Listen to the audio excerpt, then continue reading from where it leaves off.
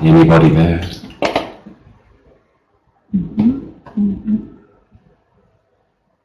Okay, not so good. Oh dear, I'll try and come closer.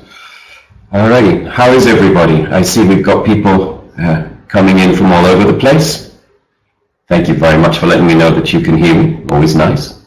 We have people, good morning. We've got people from Ekaterinburg. I saw someone says good afternoon, so you must be quite far away. Thank you very much for joining us. Lots of good mornings coming in. This morning, as always, it's good to be back in webinar land. Been a while since I've had the chance to do one. And as always, it's a great opportunity to get in touch with people from cities all over Russia, places that we maybe not have time to get to this time around. So it's a great opportunity to see you. And I'm sorry if I'm distracted, but some people are being very nice down here in the chat and saying good morning. And it's wonderful, always in Russia, to have such a nice, friendly audience. And I'm very glad to see, well, not to see you guys, but to know you're out there. Thank you very much indeed. What we want to do this morning, now I finally got here. We had a slight delay in Moscow traffic, as always, but we finally managed to arrive. What we wanted to do this morning is just for a little while, is talk a little bit about the Young Learners examination. You should have had a little bit of information about that on the information that was sent out by the people in Prosvещение. And what we'd like to do this morning is basically twofold. Talk a little bit about what is in the Young Learners exam, obviously. Some of you may not be so familiar with it. And at the same time, think a little bit about how we might teach it, and a little bit about why it might be of use to our young learners. Now, could you just indicate down in the chat thing at the bottom, how many of you are actually maybe thinking of sending learners to the Young Learners exam? Could you just make a note down at the bottom just to let me know how many of you are thinking about that? I'm basically trying to look at how experienced you are in the Young Learners exam. Someone can't hear me. That would probably be to do with your machine rather than our problem here, because everyone else is doing fine. Young Learners exams, obviously nothing to do with express publishing. Nothing directly to do with Prosvещение. The sound is not clear. I'm as near as I can be to the microphone, so if the sound is not clear, please do maybe turn your volume up or something like that. If I come any closer, I think there'll be a problem. Alrighty, Young Learners exams. Now, as many of you will know, Young Learners exams are designed for learners up to 12 years of age. Very importantly, and this is something that some people don't realize, with Young Learners exams, there is no pass or fail. So, as opposed to other exams that learners might take, either other Cambridge exams, other exam bodies, exams, the Russian National State exam or whatever, Young Learners is not about passing or failing. So if you are thinking about taking learners into that exam, the advice that is given by Cambridge Assessment is that, of course, nobody fails the exam at all. The idea is that when you finish the exam, you get a certificate which shows a kind of grading in the particular papers that you have done well in or not done well in, but nobody actually fails the exam. Now, this, of course, leads to the next question. If no one passes or fails the examination, why bother with it in the first place? Well, I don't work for Cambridge Assessment. I, as you know, work for Express Publishing, so it is not my job this morning to sell you those exams. What I can tell you is that as a language school, we also look at these exams. And what we find is that the purpose of exams is to do two things, I think. It helps learners prepare for exams later on, that if we do something like a young learner's exam, sorry, just 1 second, please. There seem to be problems with the sound. We're looking at the sound. Just give us a second. So playing with the sound now. I hope that may be better for you. I have a colleague sitting next to me who's responsible for the technical sides of things. Larissa had her students get through young learners successfully with 4 shields for each part. Congratulations, Larissa.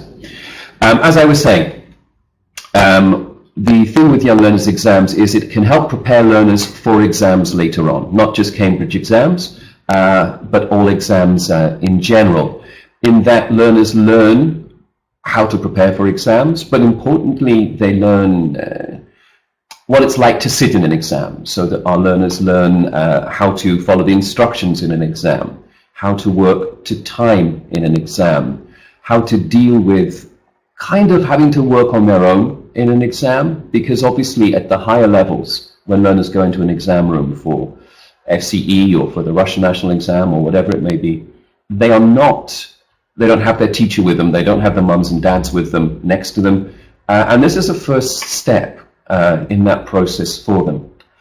So if you are thinking about it, it's not a bad idea. As I said, you don't have the trauma of learners failing the exam, and what you do have is learners learning about what exam taking is, which will stand them in good stead later on.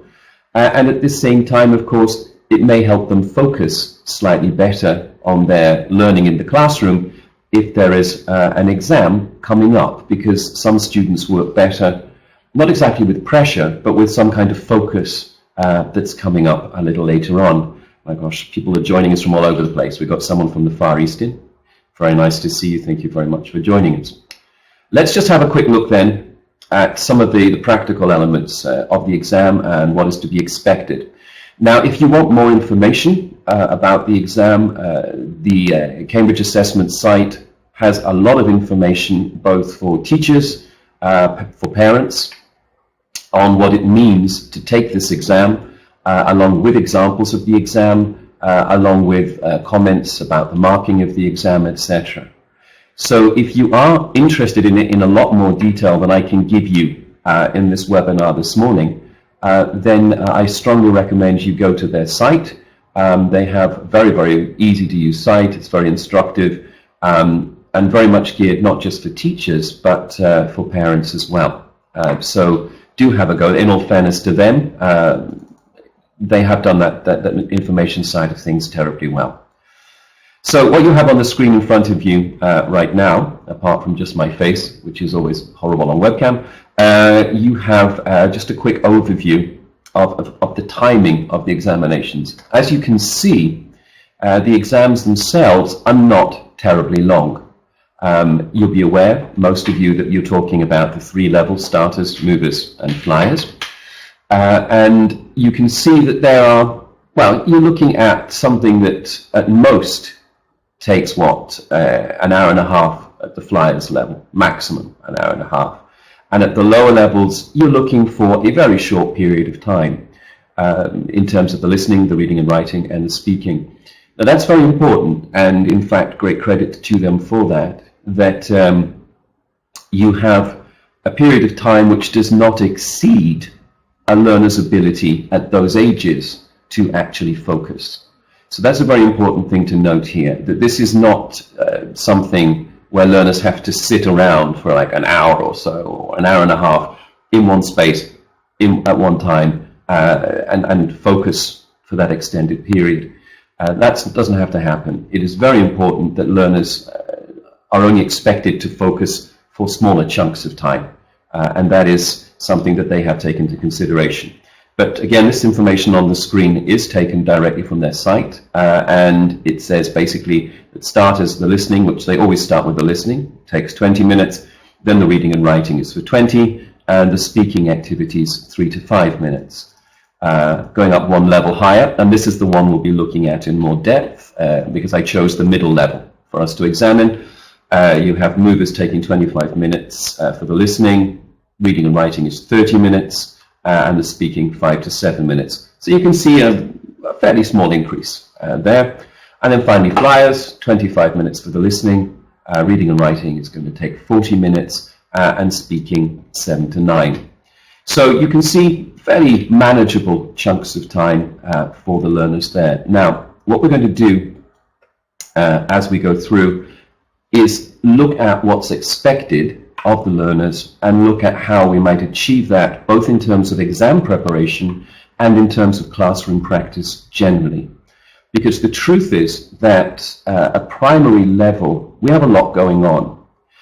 We don't think, as Express Publishing, for example, here, that it's necessary to turn a primary level class into exam preparation classes, in the sense that we may do, for example, if you're looking at a higher level exam at the other end of the school, you devote a lot of time maybe to exam practice, to practice tests, to working on things that are coming up in the exam for very good reasons. At primary level, the way the exam is created, and we think the way that you can work towards the exam, very much is hand in hand with the kind of things that you would be doing at primary level anyway. So first and foremost, I think it's important that we establish that looking at something like young learners exams shouldn't take you away from the normal course of things you're doing in the classroom. We should carry on teaching normally, and as part of that process, we can have a look at the young learners exams. Someone's asking me about saving the presentation. I just noticed that question before I move on. I'm afraid no, that's not possible here, but all the information I give you regarding the exam directly, and some of the information, not all of it, but some of the information about preparing for the exam, you can actually get from Cambridge Language Assessment website. So it's very easy to find that information. Unfortunately, it's not possible to do that, and partially because it doesn't all belong to me. So I have to be fair and give copyright where copyright is due. Let us have a look on the screen now. Julia, it is a pity, I'm afraid, but do trust me. If you go to the Young Learners, Cambridge Young Learners exam website, they have a ton of information there that you will find more than enough. So what I'm trying to do now is put that together with teaching practice. That's what I'm trying to add to the whole process. So what you have on the screen is, again, information from the examiners that we need to bear in mind and that you need to bear in mind in the classroom. The things that learners need to be able to do at all levels. This is for starters, movers, and flyers. So at all levels, learners need to be able to understand the words on the word list for their test. Now, there are word lists available. Someone's asking if there's a demo version of the exam. There is, I think, if I remember correctly, there are 2 demo versions of the exam on the Cambridge website. We also, as Express Publishing, have practice tests for this as well, which I'll tell you more about right at the end. So there is a wealth of material there for you to go to. One of the reasons we're doing this is that our primary material very much bears in mind young learners exams, and also that we do prepare practice tests for the YLE, which I'll show you at the end. But also Cambridge Assessment make 2 tests available for demo purposes. The information here is about what all learners need to be able to do. I've started reading that. Understand the words on the list for their test. Now, when we're looking at vocabulary, they do make a word list available. You can download that. I obviously went through it and looked at it. The word list is very, very fair. The word list covers or includes most vocabulary that would be done ordinarily at primary level anyway. So again, the idea there is not to force you into some kind of extra vocabulary learning. It's very straightforward and very clear. But again, from their website, do go there and you can have a look at the word list. They supply that for you. Spelling is important. They do require, especially at certain points, that spelling is a matter that is marked. So, and we'll come on to that in a few minutes, but just to say it now, and I'll remind you later on, this does mean that if you're preparing learners for things like young learners exams, activities like dictation have a validity. Dictation is not always popular among teachers, but there are useful reasons for doing it. Dictations, spelling tests, etc. and you can, in fact, bring that into your classroom and incorporate it. Sorry if I occasionally seem distracted, but I'm looking between things here and at comments that people are making as well, just to keep an eye on things. So forgive me for that. Someone's apologizing for being late. You're very welcome. So present simple tenses, present continuous, again, something that you would normally be doing at those levels. Understand descriptions of people. Again, I don't think that would be anything that would worry us. We do a lot of that at primary level anyway. Understand prepositions, for example, to understand where people and objects are in pictures. And again, this is something we do ordinarily at primary level. What I'm trying to point out to you here is that a lot of what is on the exam, if not all of what's on the exam, are things that we would ordinarily do in the classroom. And I'll show you those in practice in just a second. Write words that are spelled for them and other words that they hear. So there's a kind of phonic element to this as well, which I'll talk about in a minute. Copy words to complete texts. Again, this idea of copying, writing is incorporated in primary usually. Understand sentences that describe pictures and also speak about what they see in pictures. This is something I've been encouraging in seminars for a very, very, very, very, very long time, and we'll talk about it again in just a few minutes with practical examples. Follow coloring instructions. Now, that's something I think is great fun about these exams, that learners can actually go into an exam and listen and color. And the great thing about that, of course, is that is not even vaguely something learners would be frightened by. That listen and color is a fun activity, and usually there's a bit of drawing involved. And the whole exam is designed not to frighten learners, not to be frightening, so that the activities are fun, they're clear, they're bold, instructions are very straightforward, and learners can actually feel comfortable doing them, which I think is great success for the examiners who create those exams. We'll come up following and ask and answer simple questions. Okay, so far I don't think there's anything there that would be intimidating or something that would not be usual for you to do in your primary classroom. There are slight differences in some of the levels, just again following on from their advice. So at starters levels, they also need to look at anagrams and put them in order to make a word that matches a picture, which again is a kind of fun activity. At movers and flyers, they also need to be able to use the simple past.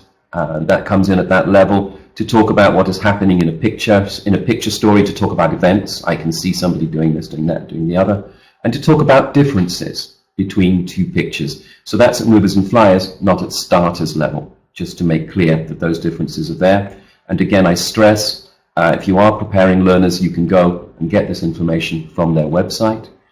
At flyers, they also need to be able to use the past continuous, I was going, and the future forms. So you can see that although these exams are designed to be very user-friendly and designed to be easy for learners to deal with, there is a strong linguistic element to them, that they have a grammatical progression, for example, that there are subtly increasing complexities as they go through. So I don't want to give you the impression, in all fairness to the people who make these exams, that these are somehow a walk in the park, that there is no validity to them. There is validity there.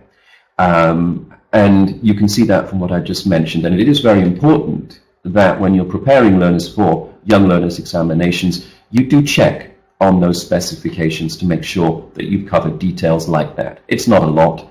And as I said, normally, if you're using the right course book at the right level, you would normally have those things covered anyway. I mentioned it already because somebody asked. We do, as Express Publishing, on an advertising note, we do publish a series of books for young learners exams. It's called the Skills Builder series. I'll be taking some examples from that just to show you the activities. There are 2 books per level, Skills Builders. We have starters, movers, flyers, and 1 and 2 in each. And they're essentially practice tests. If you want to use them, they follow the latest designs of the exam, and they're there for you to get your learners used to them. On a side note, I should point out as well that in our language schools, we use starters, movers and flyers, to get learners to practice different skills in language. We don't necessarily use those books, the Skills Builder series. We don't necessarily use it just for exam practice. What we have found is that during the week, it's rather nice as an alternative occasionally to a course book just to sit down and do activities from that kind of material, so that they listen, follow instructions, they listen in color, what have you. So they get a little bit of training in being slightly more autonomous in working it out for themselves. And they also do activities which are alternatives to what they normally do in the classroom. So it actually can be a very nice change every now and again in the classroom to move from the course book to something like that, especially as they're designed in such a child-friendly way. People want to take photos of the screen, I see. Okay, you could still just check it out online. If you're taking photos of the screen, please make sure you Photoshop me out, because it's very early in the morning and the light's not brilliant. Now we have a problem. There are animations. Oh dear. Okay, I have a problem here. Technical problem. Give me a second, please. We've got to sort out what is happening with our animations. The lady, my technician friend here, is very kindly sorting it out for me. I apologize for that. They did ask me, and I was rushing in. Anyway, as we go through, what you'll be seeing is, I'm going to go through the exam, and what you will be seeing in all cases, I'm going to be disappearing for a second. Be back with you in just a moment.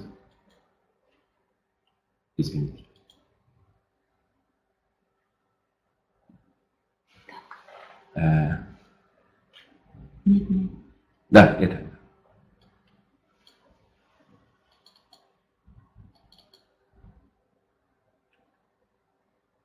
Извините.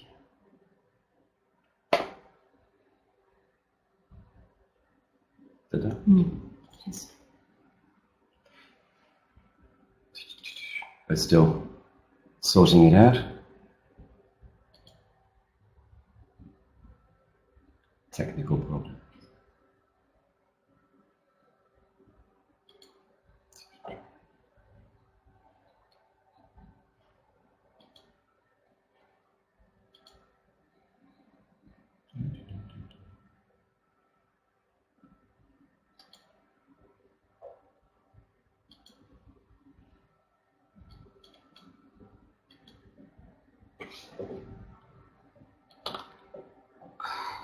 Okay.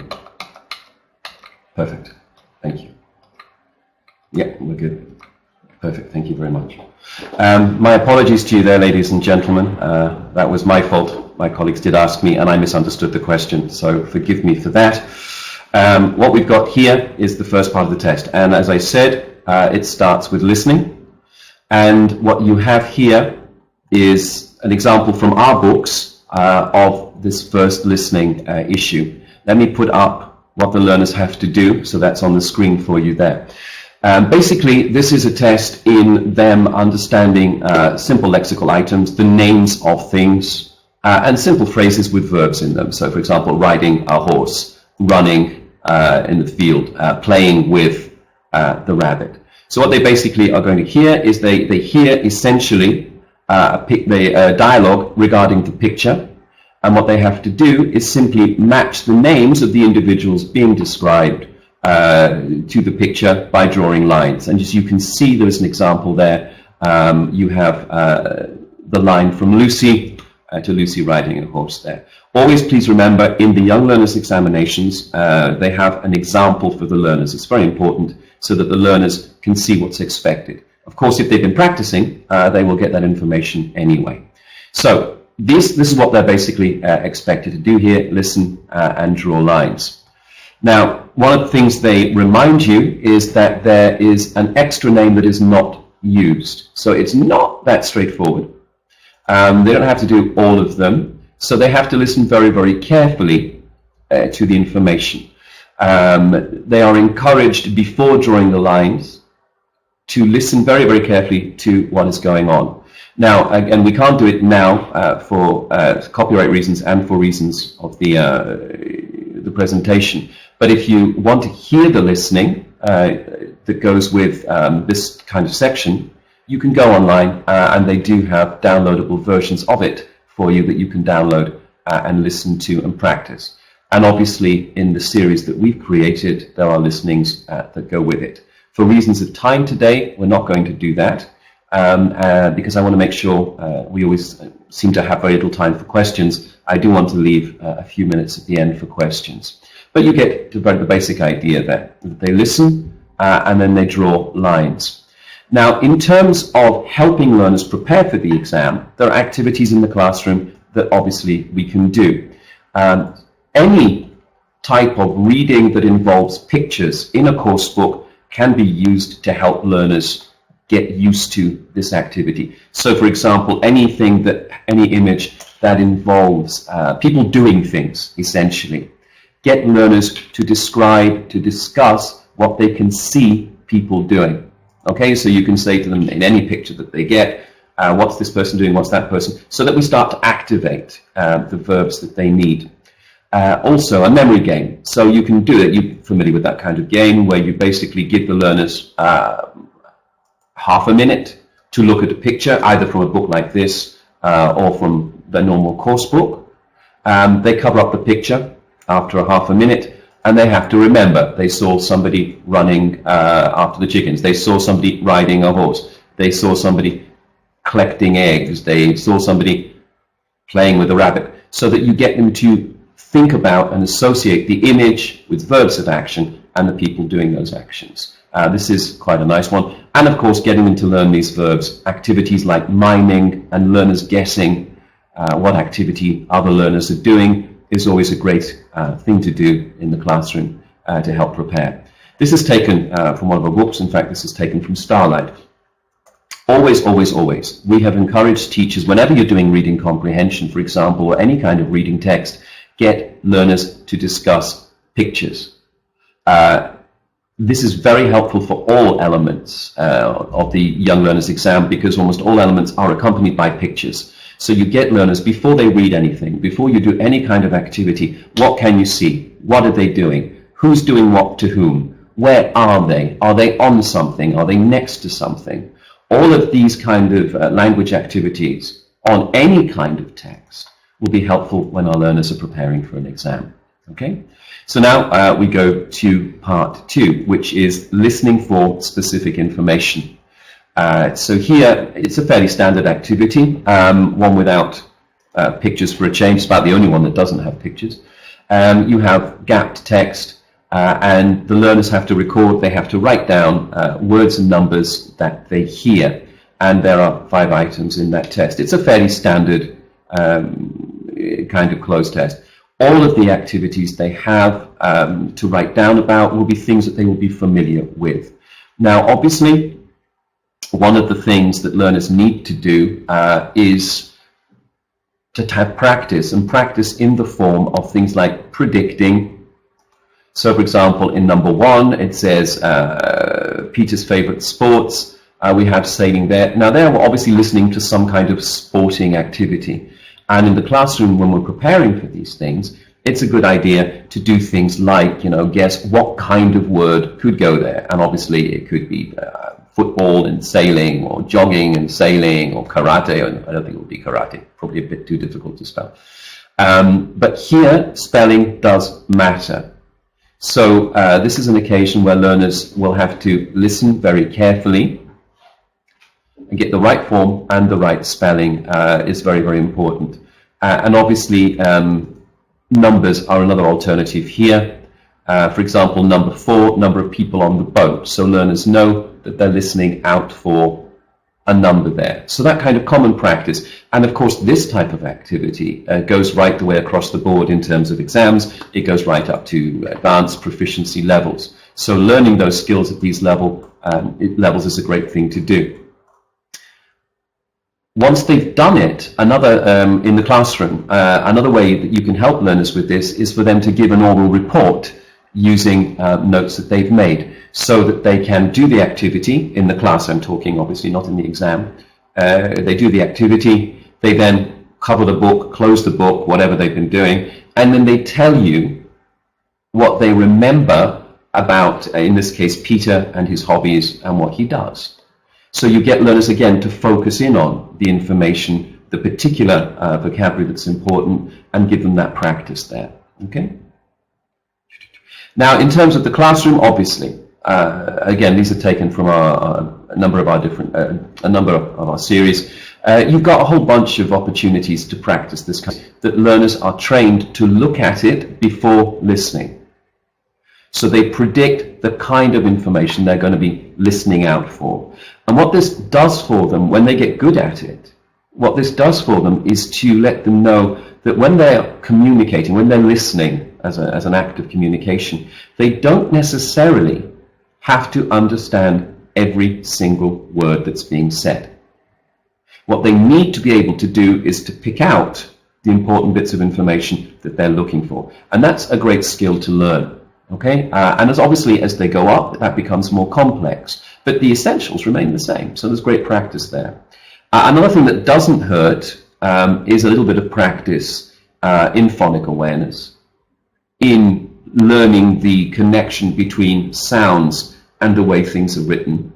We're not in great favor of spending hours doing phonics and phonetics in the classroom, but an awareness of what I hear and how it might be written is going to be useful both here and obviously in future life as well. So one of the things we do focus on every now and again in our books is this connection between sounds and written forms, because unfortunately in English it's not always that straightforward, we're afraid. English spelling is a bit weird. Moving on into the listening. This activity is part 3. Basically what they have to do, notice the past tense, what did Lucy do last week? And basically they just have to listen to the picture being described and decide which day of the week it is. Now here it's important, and they should practice this, that they copy those words correctly. That Monday, Tuesday, Wednesday, etc. are written in correctly, especially if they have it there in front of them. So do remind your learners that they're supposed to do that. Okay? They have to, as I just explained, listen for lexical items and verb phrases in the past tense. They look at the pictures and they have to match the two of them there. It's a fairly straightforward activity. As I've mentioned, they do need practice in writing things like the day of the week. And of course, they shouldn't leave anything blank. And this again is great exam training for higher levels as well. If you've listened through it, if you've done through it, you still have blanks. Don't leave it blank. You play the odds. If you're sure that, about 4 of them, 5 of them, it's not a bad idea just to guess the other 2. The chances are reasonably good that you'll get them right. And so do encourage them to do that. And of course, that is good exam training as well. What you can do in order to help them train is get them to look at pictures again and just describe pictures. Listen to other people describing pictures, what someone has done, what's in the picture, the relationship of objects to each other, what kind of activities you can see in the picture. This kind of thing can be very useful. Moving on to part 4 of the exam. I'm not going to give you examples for everything.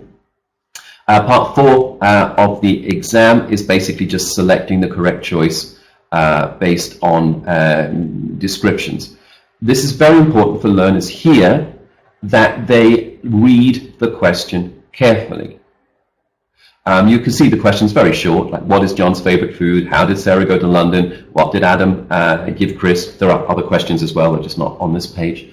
Learners need to focus on that. There is a danger that they don't read in advance. In the exam, they're given plenty of time to read a very short question. What's John's favorite food? Now here the danger is, or the important thing is, that they understand it's favorite. Which food does John like? Because he may mention other foods, for example, that he doesn't like. So learners should be trained to read the question very, very carefully, and if you like, spot the key phrases there. I mean, like favorite. How did she go to London, for example? What did Adam give Chris? Yeah. So get learners to really tune in and focus on both the question and the information they're going to be looking for.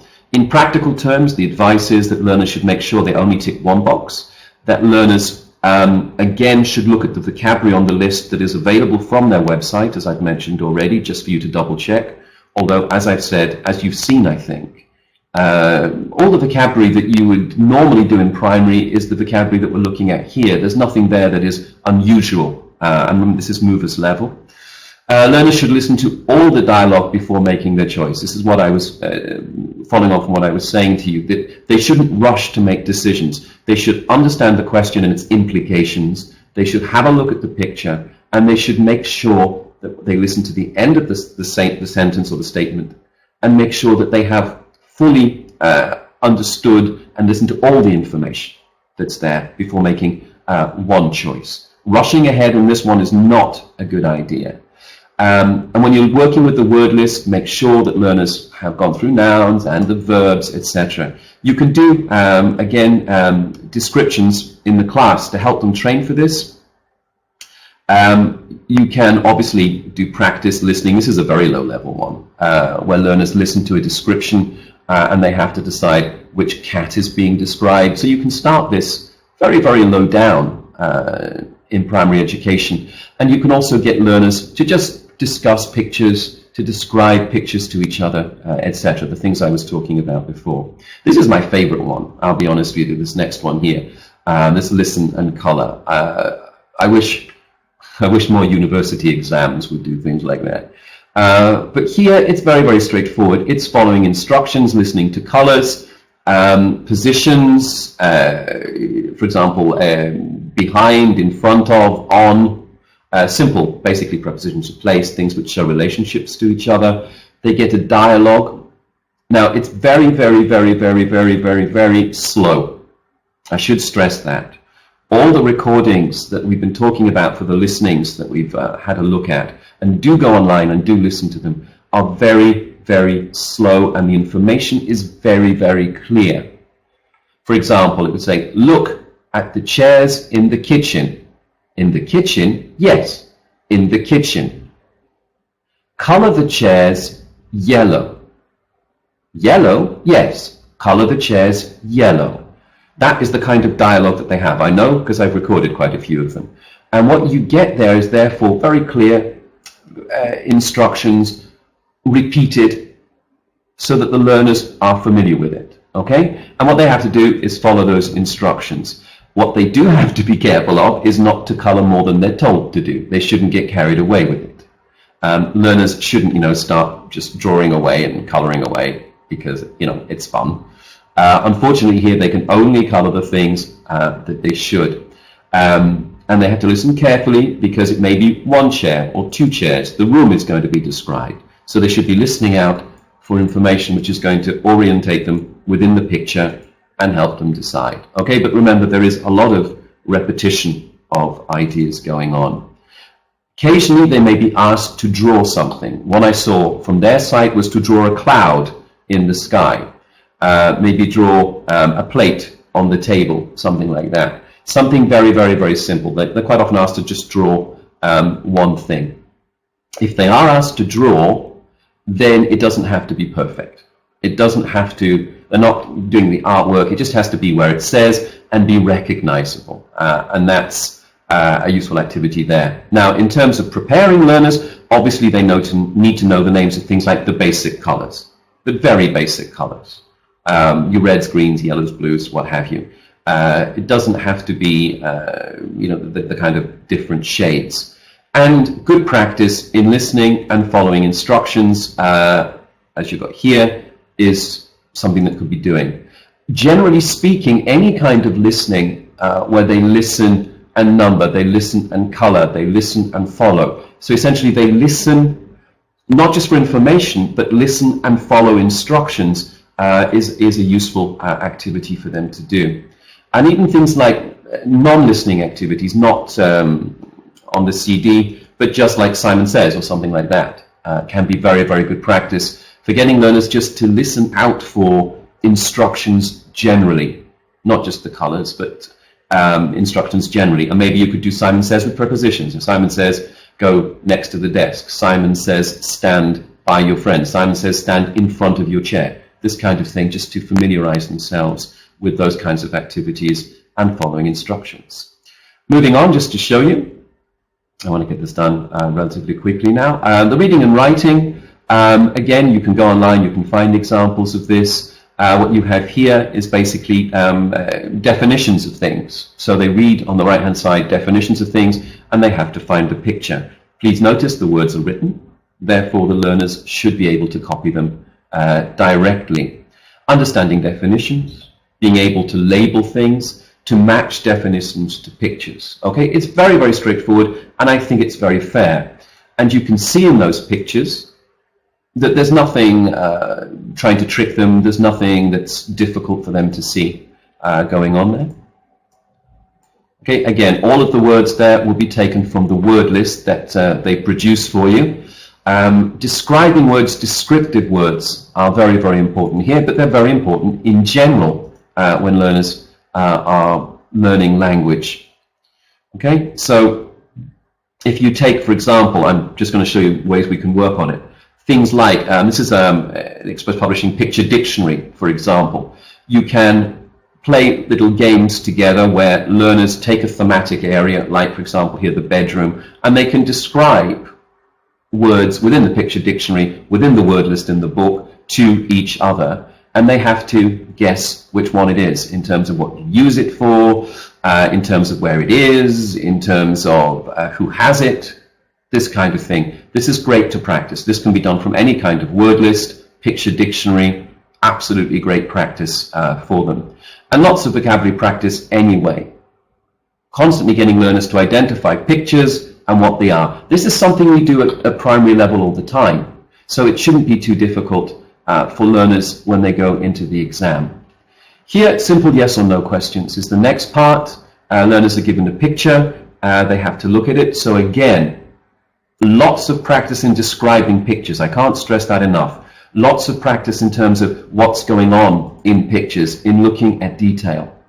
If you look at the questions, very, very straightforward questions. We've got the nouns are very simple: apples, flowers, ice cream, bag, tomatoes. None of this is particularly difficult vocabulary. But what you've got going on here is an effort to make sure that learners understand the questions and how they relate to the pictures. So lots of practice on descriptions there. Okay, understanding short texts, writing yes or no answers. That's all they have to do, yes or no. They don't have to write anything else. Practice matching pictures and sentences. Practice noticing difference between similar pictures. It just helps them focus. Remind students that sentences must be completely true. So if it says, for example, 2 of the children are eating ice cream, and you can only see 1 child eating ice cream, the answer is no. It's not enough that you spot the ice cream, you have to notice the number, for example. They have to notice all the details. If the lady's carrying a bag, but it's green, the answer is no. Okay, so do be careful that everything, every part of the sentence has to be true. This is great in getting to focus on things like adjectives, number, etc. Descriptive games, guessing games, a great way of helping out with this. Getting learners to see where things are, getting learners to find out information. These are great helps in such situations. Coming up to part 3, we're going to zoom because some of these are very, very straightforward. Now, this one's a lovely one where they have to decide on the right answer to a question. So they're asked a question and they choose the best answer. The examples there: how are you today? I'm very well, thank you. Says politely. The other options are incorrect in the situation. The language is correct, but the situation is wrong. So what you're actually getting here is to get learners to focus on a little bit kind of everyday speech, how we respond to questions. And practice for that can come from just normal situational dialogue. Appropriacy that we look at in the classroom. We have learners do everyday English things where they respond to things. You can see it up there. How are you? I'm fine, thanks. Okay, this is Ben, nice to meet you. Looking at normal responses to normal questions in social situations. So in order to practice for that particular activity, what we really need to be doing is making sure that we're practicing little bits of role play, situational dialogues in the classroom, which again is something we should pretty much be doing anyway in the classroom, I would feel. Part 4 is where the learners get a gapped text. It's a closed text essentially. They have all the solutions that they need, so they don't have to. It's not open. It's closed, so that they actually have to look at the word that fits in. Again, very useful if they're looking at pictures and they know how to describe them.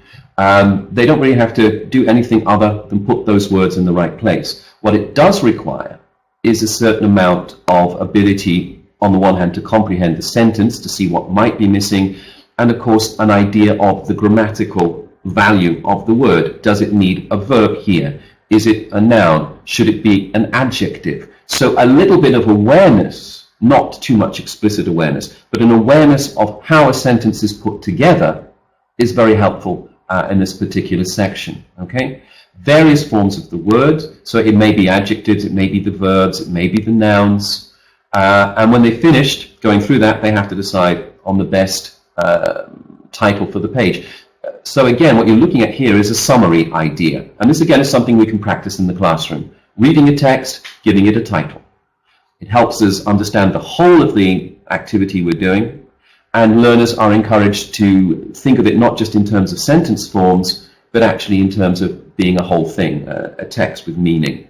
Okay, obviously practicing things like derivatives. So if you get hold of their word list or any of the word lists in books, practicing the derivative forms, looking at the noun form, looking at the verb forms, etc.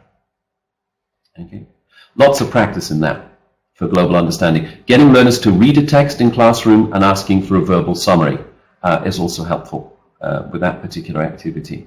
Here's an example we have of the practical aspects of this. It is something, again, we do regularly at primary level. We have these gap texts where we have the words to be fitted in. You will find lots of practice around. It's not something that they will be seeing for the first time. Coming towards the end here of the reading and writing, and we've got a couple more minutes. Basically what they've got going on here is it's reading comprehension. They look at a picture and they look at the text underneath it, and basically they have to answer questions on that. So essentially what you've got is reading comprehension. Notice please the instructions say do not write more than 3 words. So they're not being expected to write a story. They can use words from the text, that's okay, but they have to practice reading and understanding short texts in order for them to be able to do this. This is one of the reasons why at primary level we do need some practice in block text for learners to look at so that they can handle these kinds of things. It's very, very short texts. You can see them there. They have the pictures to help them out with the context. And all they have to do is write a very short word or phrase, only 3. But it is important that they read the whole thing. They predict what kind of information they might need. They look at the questions a little bit. You know, what was inside the shop? We're looking at objects there. A lot of whatever, clothes, something like that. It's a clothes shop. We'll find that information and we'll write it in. So we're encouraging learners to do these things actively, not passively and just guess, to use their knowledge of the language, to use their knowledge of clothes shops to help them look in the picture, to help them look in the text and find the answers. This is what that says here. Practice guessing. Always practice guessing. A guess is not a blind shot in the dark. A guess is using experience. It's using information from my life and bringing it to bear on the text. This is true in many, many exams. When we go in an exam, we don't leave everything outside. Not all our life experience, not everything. Okay. Also getting learners to share experiences of things that they do. In this case, like shopping. What do you see? What do you buy? What do you do? Is very helpful in activating the language for the things that are needed. Part 6, very simply, it's looking at a situation. Okay, choose the right words and write them on the lines. So you've got a cinema, you've got a context. Notice that they've supplied a context, and what this allows learners to do is again to use their experience to help them answer the questions. Okay, but you can see there's a grammatical element to this. What you're looking at is a certain amount of grammatical knowledge, a certain amount of syntactical awareness, a certain a familiarity with the way English is normally written. Okay, although they're not asked to write it, they have to be familiar with the way the language is usually used. So again, learners should be prepared for this by learning to write sentences in the classroom by familiarizing themselves with how language is put together, verb forms you've got going on here, simple, plain, ordinary, normal verbs, nothing too exciting, but where they go in the sentence, what's likely to be there. It is important in the exam that learners don't use their own words, that you remind them they must only use the words that are given. Okay? And it reminds you as well to check that for number 1, for example, they only use the choices from line number 1, not from line number 4. So a little bit of practical help and practice there is useful, as well as more general awareness of language skills. Moving on. There we go. So a little bit of grammatical awareness, not a bad thing in the classroom. Isolating certain forms, verbs, etc., just so learners get an awareness of how and where they're used in the classroom. Just to finish off, this is very quick. The speaking is lovely. The speaking is very, very straightforward. Obviously, what happens is they go in, and remember, at these levels, you're looking at around 4 minutes. They're looking, they have their name checked. They do a find the difference activity, look at picture sequences, picture sets, and have open-ended questions. Let me just show you that. I'm going to just quickly put them up for you there. So, for example, one of the first things they have to do is they have to look at 2 pictures and discover the differences between them. Now, one of the ways that you can help them with that is, again, picture description all the time, describing pictures, what's in them, getting learners to describe pictures to each other in the classroom so that they are very, very used to looking and seeing detail. Okay? So what they have to do here is basically says, in this I can see, in that I can see, in this there is, in the other one there is, this one has a cat, this one has a dog. All they're looking for is just to see that you can express those differences, that you've spotted them, that you have the words for those things, and that you can manage to get those sentences out. Again, if you're interested in this, there are examples of the interview online and examiner's comments as well. Okay? For the story, the examiner would normally start the story off, and then the learner has to continue. This is the picture at the bottom, just talking about what they can see in the pictures and following the events in the story. Now, there's no right or wrong there. It's what the learner thinks. So the young lady here would like, she's dreaming of getting a bicycle for her birthday. She gets a doll for her birthday, but she also gets the bicycle and she's very happy. So again, what you do here in the classroom is you can give practice in this, again, using pictures without words, so that learners are predicting what is happening in the picture. They're giving their own version of the story. With our interactive whiteboard software, for example, you can actually get rid of the words in the text, and learners can actually just say what they see and what they think is happening in the story. This is the next activity. They find the difference. They choose which picture is different and very simply explain why. The examiner will also give them an example. So here, obviously, vocabulary is very, very important. Basically, they're not looking for right answers as much as they're looking for learners to justify their opinions. Okay, so don't get too hung up on the right answer, but if they can justify their answer, they're fine. I think in number 1, the doll is different, or I don't know, or the fish, my apologies, the fish is different because the fish is an animal, the other ones are toys, so on and so forth. It's not very complicated. They need just to take their time. The rules say very clearly, if they are confused, they can ask a question of the examiner to clarify. That's okay. The whole thing about young learners' exams is that they want learners to succeed. Once that thing is over, learners will then be asked some simple questions about themselves, like how many brothers and sisters they have, this kind of thing. Very, very simple information maybe about their family and about their school. So again, these are things we can prepare them for in the classroom by simple questions, by getting learners to talk about themselves, getting learners to discuss their lives, the kinds of things that they do. Just to finish with here, give you a quick look at some of the things we've been talking about. If you'd like further practice to help your learners, from Express Publishing we have the Skills Builder series. You can see those there. Obviously I took some examples from Starlight 2 here, which is our co-production with Prosvещение. And I also took some examples from the Express Picture Dictionary. If that is something that would be of interest to you, please do zoom onto our website and have a look. Now, I've come pretty much to the end of my presentation. So we're going to get rid of that for a second and try and spend just a couple of minutes. If there are any questions, I'm sorry, as I was going through it, I didn't see your questions. We're going to have a little bit of time, just if you like, to have a quick question and answer.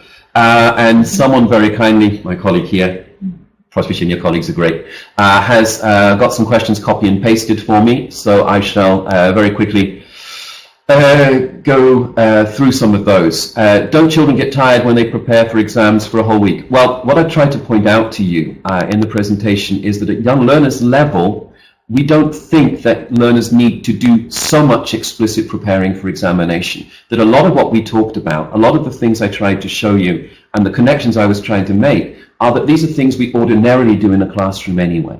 That these are things that learners normally do gap filling in the class. They normally talk about themselves. We would normally expect them to describe pictures. We expect them to develop their grammatical awareness. So what young learners should not be is something that becomes a big thing that they get frightened about or they get stressed about. Before they do the exam, the night before, for example, Cambridge encourages them, we would encourage learners to get a good night's sleep, not worry about it, and not revise. Please remember, you do not fail these exams. It's not about failure. It's about getting learners used to that. It's about another step in their educational lives, learning to deal with things like exams. So please don't make it something it's not. That would be, I think, a very, very bad thing. What have we got? What else is the best to get ready for such exams? In terms of our textbooks, someone's asking me about textbooks to prepare for such exams. I just showed you some at the end. If you want practice tests there's the Skills Builder series. But what I've also tried to show you is that we build into all our primary level courses. I showed you some examples from Starlight there, for example, as well. We always build in activities that would help prepare, are similar to, or provide the foundations for young learners' exams as well. We have these very much in mind at those levels, and partially because, as I've said, it's things we'd be doing anyway at those levels. Have you only got an audio course? I'm afraid I don't understand that. Someone asked a very nice question. Mr. Lever, what about slow learners? Will they be able to cope with such tasks? And thank you for the Mr. Lever. Makes me feel very important. What you have in young learners' exams with slow learners is they have, the exams themselves have been designed for learners to approach very, very easily. Now, it's going to be, a lot of it's going to be the teacher's call as well. If you do have slow learners, then maybe you don't want to rush them into an exam of this nature. Maybe you want to take a little time there. If you do have learners who find it difficult, maybe a little extra practice on something like the practice test that I showed you, not necessarily in the classroom, but at home, to familiarize themselves with what is happening there. Again, I stress that nobody fails. So even if you have a slow learner, it may be that they're not going to get the top number of shields, the little shields they get in the certificate in each category, but certainly that they will get something. And that actually may work out as being encouraging for them. But I have to say that some of this is going to have to go back to the teacher. If you ask them to do one of the practice tests and you find that you're worried that their level is not high enough, maybe this is not the right time for them to do it. It has to be a judgment call. The actual tasks themselves, in all fairness, I don't think can be much simpler. If you do have learners who have specific difficulties like dyslexia or anything like that, then certainly this is something Cambridge usually have. You can contact them and they usually will make what allowances they can for learners. But if you do have learners who have those specific problems, you should contact them well in advance. Not the day before. They should know. There are certain ways that they can help if there are specific learning difficulties going on.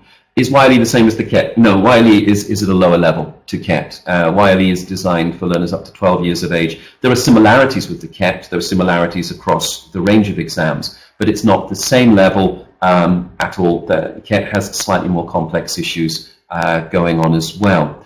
What exam is advisable for 14 to 18-year-old students? Okay, 14 to 18-year-old, again, I'm not here to sell any particular exam. There are a number available. I think what you need to do with your learners is to discuss what their needs are, what they think will help them in future. If, for example, they're planning on doing something with their English abroad, if they need it for university, if they need it for work, you kind of work backwards. What exam would I need to help me gain the qualifications that I need? Not in big favor of taking thousands and thousands of exams. There's more to learning language than just taking an exam. Certainly the Cambridge suite is very popular, the ESOL exams, but there are other exam bodies around that you might want to look at, maybe even down to vocational exams, for example, maybe something you want to look at. But bear in mind what your learner actually needs in their future life, you know, once they've left school, and what you think they are capable of at any one time. Yeah, what's the best textbook done? That one. What exam? Slow learners. Yeah. Sorry, someone asked me if you download from the Cambridge ESOL website the demo versions, they do not charge for those. They have 2 for each level available, and the people at Cambridge there very kindly allow you to download free of charge from their website. But it's a limited number. In all fairness to them, it's there and it is free of charge. You can go there today and get them should you wish. I don't know if we have any more questions. Let's have a look. Okay, we're done. No more questions there. As always, if you, can I write something here? Yeah. If you have, I'm giving you, as always, my email address. And here's an email address. I'll give you the fast one. I have a company address which is a lot longer. You are very welcome to write to me at that address if there are any questions regarding today's seminar, anything I can help you with, what have you. Please remember, I do not work for Cambridge. I work for Express. If you have questions about the logistics of the exam, you should be contacting Cambridge Assessment. If you have questions about the more teaching side of it or the publishing side of it, then those questions should come to me. Thank you so much for your sharing your time with us today from all the parts of lovely Russia. I hope it's not too cold where you are, but I suspect for some of you it is. I wish you a great day, great afternoon, or a great evening wherever you are, and hope to see you again in the not so distant future. Thank you very much indeed, ladies and gentlemen.